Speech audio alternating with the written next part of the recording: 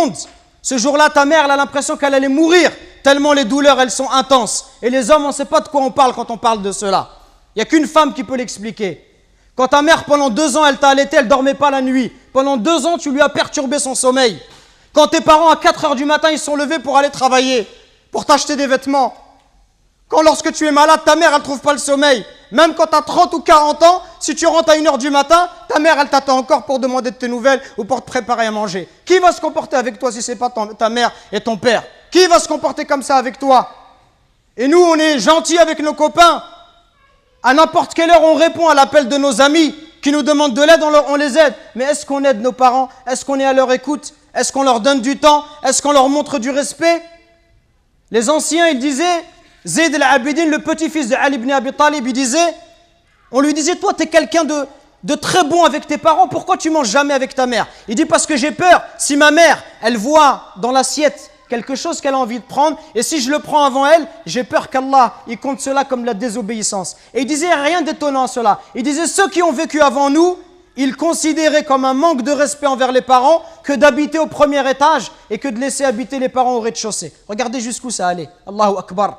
Le simple fait d'être au-dessus de sa mère, au premier étage, sa mère au rez-de-chaussée, ils considéraient ça comme un manque de respect.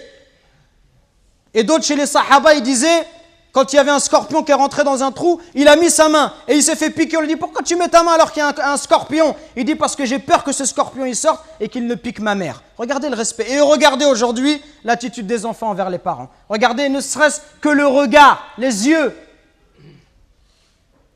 Wallahi mes frères, si nos parents ils invoquent contre nous, wallahi c'est pour nous le malheur dans la vie d'ici-bas et dans celle de l'au-delà. Allah Azza wa Jal, par l'intermédiaire du prophète alayhi salatu wassalam, il nous dit qu'Allah il a interdit le paradis.